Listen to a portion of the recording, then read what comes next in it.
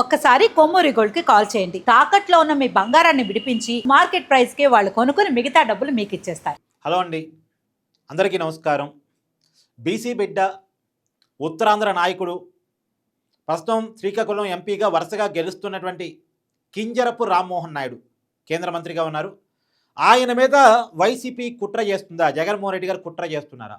ఎట్టి పరిస్థితుల్లో కేంద్ర మంత్రి పదవి నుంచి రామ్మోహన్ నాయుడు గారిని తప్పించాలి అనేటువంటి ప్రయత్నం బలంగా జరుగుతుందా? ఆయన మీద చేస్తున్న ప్రచారం మన కళ్ళ ముందు కనపడతా ఉంది. ఇండిగో సంక్షోభం వస్తే దానికి రామ్మోహన్ నాయుడు గారికి పూసే ప్రయత్నం చేస్తారు. అది ప్రభుత్వ పాలసీల వల్ల జరిగినటువంటి సంక్షోభం. మళ్ళా ప్రధాని గారు మంచోడే, కానీ రామ్మోహన్ నాయుడు గారి వల్ల ఇది వచ్చింది అని రామ్మోహన్ నాయుడు గారికి అంటగట్టే ప్రయత్నం చేస్తారు. ఇండిగో సంక్షోభం వెనకాల ఇండిగో మోనోపోలీ మార్కెట్ ఉంది. ఇండిగో మోనోపోలీ మార్కెట్ వెనకాల 2014 నుంచి విమానయాన రంగంలో ఇండిగోకి ఏ రకమైనటువంటి ఇంపార్టెన్స్ ఇస్తూ వస్తున్నారన్నది ఉంది.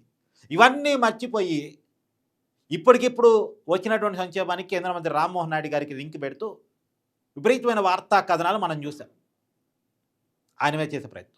ఇప్పుడు కూడా అజిత్ పవార్ గారు ఒక ప్రమాదంలో చనిపోతే, విమాన ప్రమాదంలో చనిపోతే, ఆ ప్రమాదంలో ఉన్నటువంటి కుట్ర కోణాన్ని బయటికి రాకుండా రామ్మోహన్ నాయుడు కాపాడుతున్నాడు. కారణం ఏంటంటే ఆ కుట్ర కోణం వెనకాల ఉన్నటువంటి విమానయాన సంస్థకి చంద్రబాబు నాయుడు గారికి సంబంధాలు ఉన్నాయి కాబట్టి, లేదు నారా లోకేష్ గారికి హెరిటేజ్కి సంబంధాలు ఉన్నాయి కాబట్టి అనేటువంటి ప్రచారం స్టార్ట్ చేస్తున్నారు.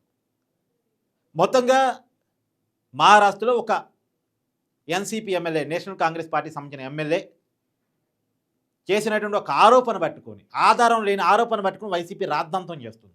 ఎందుకు ఇంత రాద్ధాంతం చేస్తుంది? తెలుగు వాడి మీద ఏమన్నా అవతల వాళ్ళు కుట్ర చేసినప్పుడు ఒకటిగా ఉండి పోరాటం చేయాల్సినటువంటి మనం ఒకరి మీద ఒకరు కుట్ర చేసుకోవాల్సిన అవసరం ఎందుకు వస్తుంది అంటే దీంట్లో కొన్ని కారణాలు ఉన్నాయి.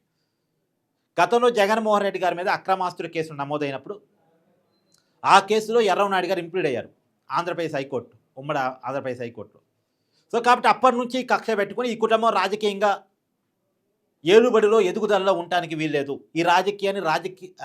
ఈ కుటుంబాన్ని రాజకీయంగా తొక్కేయాలి అని మనసులో పెట్టుకొని ఆ రోజు నుంచి ఈ ప్రయత్నం జరుగుతుందా జగన్మోహన్ రెడ్డి గారిది.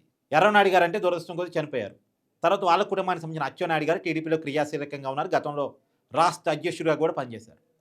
గతంలో వైసీపీ అధికారంలో ఉన్నప్పుడు అచ్చెన్నాయుడు గారిని ఈ రకంగా ఇబ్బంది పెట్టే ప్రయత్నం చేశారు. ఈఎస్ఐ స్కామ్ అని అరెస్ట్ చేశారు. ఆరోగ్యం బాగలేని పరిస్థితుల్లో, ఇబ్బంది పడుతున్న పరిస్థితుల్లో, కోవిడ్ కారణాలు కనపడుతున్న పరిస్థితుల్లో అరెస్ట్ చేసి ఇబ్బంది పెట్టారు. నేను అనారోగ్య సమస్యలతో ఉన్నాను, కొద్దిగా ఆగండి అన్నా ఆగలేదు, గోడలు దూకిపోయి మరి పట్టుకొచ్చారు. ఆయన నేను ఆపరేషన్ చేయించుకున్న పేషెంట్ అయ్యా స్వామి అని చెప్పేసి అన్నగాని వినలేదు. చివరికి మరి ఆయన అరెస్ట్ చేసినప్పుడు ఆ స్కామ్లో ఏమన్నా నిరూపించారంటే నిరూపించేది లేదు, పైగా ఆధారాలు లేవని చెప్పేసి ఎంక్వైరీ సంస్థే వైసీపీ అధికారంలో ఉన్నప్పుడే కోర్టుకి చెప్పింది ఆధారాలు సంపాదించలేకపోయామని. మరి ఆధారాలు లేని స్కామ్లో ఆరోగ్యం బాలేని వ్యక్తిని అరెస్ట్ చేసి ఇబ్బంది పెట్టారు కదా. దాదాపు 60 రోజులు ఏమో జైల్లో పెట్టినట్టున్నారు. అక్రమంగా నిర్బంధించారు అనొచ్చుగా. మరి దీన్ని ఇది అక్రమ కేసు అనొచ్చు కదా. ఎందుకు అక్రమ కేసులు పెట్టారు, అక్రమ నిర్బంధాన్ని ఉంచారు అంటే ఆ కుటుంబం మీద ఉన్న కోపమా? ఇప్పుడు కూడా అంతే. కేంద్ర మంత్రిగా మన తెలుగువాడు ఉన్నాడని గర్వించాలి, కానీ తెలుగువాడి మీద ఎవడో చేసిన ఆరోపణ, ఆధారం లేని ఒక ఆరోపణ పట్టుకొచ్చి కథనాలు రాసి కింజరపు రామ్మోహన్ నాయుడు క్రెడిబిలిటీని దెబ్బతీయటం. ఎందుకంటే యువకుడు రాజకీయం ఎదిగితే రేపొద్దున నష్టం, అసలు వాళ్ళ కుటుంబం ఎదగటం ఏంటి అంటే ఒక బీసీ బిడ్డ కేంద్ర మంత్రిగా ఉంటే తనకి రాజకీయంగా పడని కుటుంబం ఒక స్థాయిలో ఉంటే జగన్మోహన్ రెడ్డి గారికి నచ్చదా? ఏంటండి ఇది? ఒకవేళ నిజంగానే ఏదైనా ఆధారం ఉండి కంప్లైంట్ వచ్చి కేసు పడి ఉంటే పలానా కేసులు అతని మీద ఎంక్వైరీ జరుగుతుంది కదండి, అతను పక్కకు తప్పించండి అని అడగటం వేరు. ఎవరో ఒకళ్ళు అంటే అజిత్ పవార్కి సంబంధించిన మనిషి ఆవేశంలోనో ఆవేదనలోనో తనకు కావాల్సిన మనిషి చనిపోయాడు కాబట్టి మాట్లాడితే దాన్ని పట్టుకొని ఇక్కడ వైసీపీ రాద్ధాంతం చేయటం ఏంటి, రామ్మోహన్ నాయుడు మీద కథనాన్ని నడిపించడం ఏంటి, ఆయన్ని కేంద్ర మంత్రి నుంచి తప్పించాలని వీరి డిమాండ్ చేయటం ఏంటి, ఏమైనా అర్థం ఉందండి?